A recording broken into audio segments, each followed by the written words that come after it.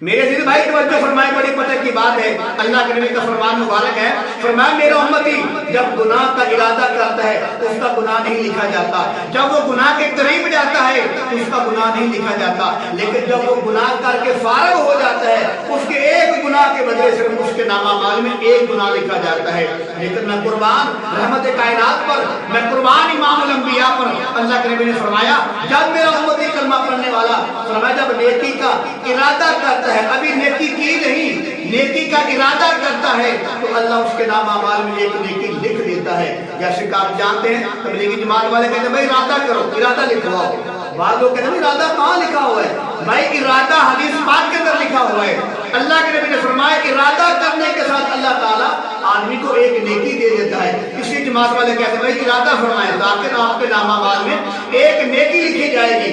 جیسا کہ آپ نے سنا ہوگا کہ بنی اسرائیل کے اندر ایک آدمی تھا جو جنت سے حرام میں جا رہا تھا، اس نے دیکھا کہ ریت کا بہت بڑا پہاڑ ہے، اس کے دل میں خیال آیا، نیکی کا ارادہ آیا دل کے اندر، خیال آیا کہ کاش کبھی میرے پاس اتنا سونا چاندی ہو جتنا کہ ریت کا پہاڑ ہے تو میں سارے کا سارا اللہ کے نام میں خیرات کر دوں، لوگوں میں تقسیم کر دوں اور غریبوں کو کھانا کھلاؤں، مسکینوں کو کپڑے لے کر دوں، سارے کا سارا اللہ کے نام میں خرچ کر دوں۔ تو ابھی اس نے کیا تو نہیں تھا نا، ارادہ کیا تھا نیکی کا، تو اللہ تعالیٰ نے وقت کے پیغمبر کے ہاں وہی بھیجی، پیغام بھیجا کہ اے میرے نبی آپ کے فلاں پتی نے آج نیکی کا ارادہ کیا ہے کہ اتنا بڑا پہاڑ ہے جو سونے چاندی کا ہو مجھے اللہ دے، میں اللہ کے راہ میں خرچ کر دوں۔ تو اللہ نے پیغام بھیجا کہ اس آدمی کو بتا دو، اس آدمی کو بلا کر بتا دو کہ اللہ تعالیٰ نے تیرے نیکی کے ارادے کی برکت کی وجہ سے تیرے نام اعمال میں اتنا سونا چاندی لکھ دیا ہے جتنا کہ ریت کا پہاڑ ہے۔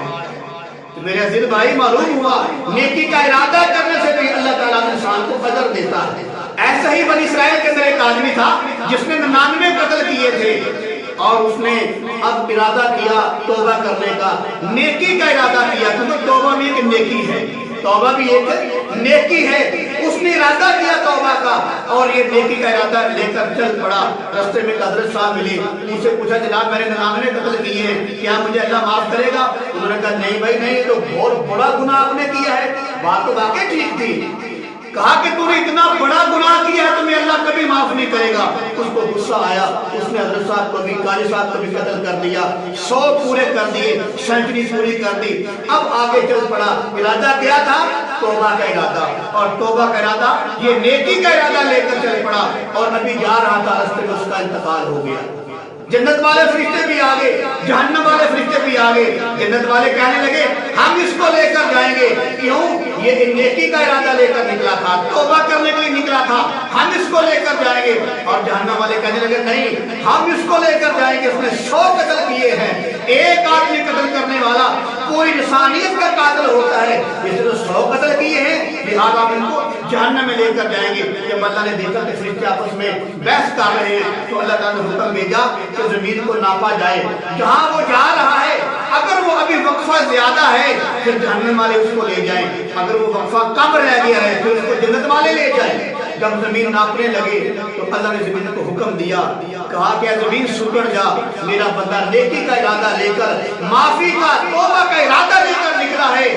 تو جو زمین زیادہ تھی اللہ نے حکم دیا وہ سکڑ گئی، وہ تھوڑی ہو گئی، اور جو جہنم والے فرشتے خالی چلے گئے اور جنت والے فرشتے اس کو اٹھا کر جنت کے اندر لے گئے۔ کیوں؟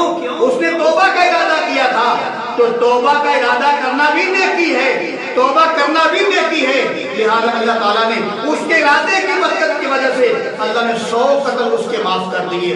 تو اب بھی کچھ لوگ ایسے ہیں نہ قرآن کو مانتے ہیں، نہ قرآن کی مانتے ہیں، نہ نبی کی حدیث مانتے ہیں، نہ صحابہ کرام کی بات مانتے ہیں، جو اندر سے کالے ہیں، بلکہ وہ کالے کاں ہیں۔ اور ایک ابو جہل بھی تھا، عتبہ بھی تھا، شیبہ بھی تھا، ابو لہب بھی تھا۔ نبی کے گھر کے سامنے گھر ہے، گھر کے سامنے در ہے، در کے سامنے در ہے۔ ابو جہل نے نہ مانا، زندیق بن گیا، ابو بکر نے مانا، صدیق بن گیا۔ تو میرے بھی بھائی جو دل کے کالے ہوتے ہیں ان کے اندر قرآن سارا ڈال دیا جائے، ان کو مکے میں لے کر چلے جائیں، ان کو پھر بھی ہدایت نہیں ملتی، جن کے بارے میں سلطان بہت فرماتے ہیں نال کو سنگی سنگ نہ کریے تے گل نو لاج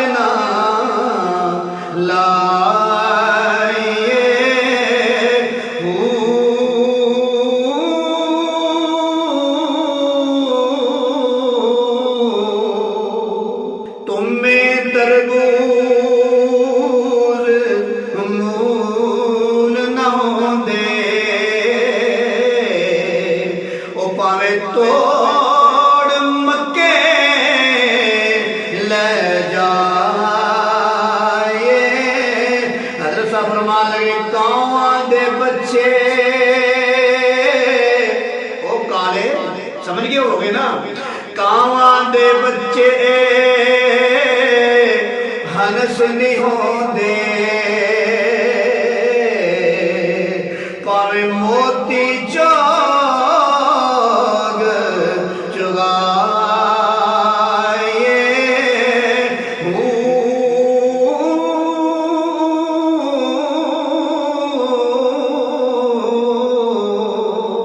ते कौ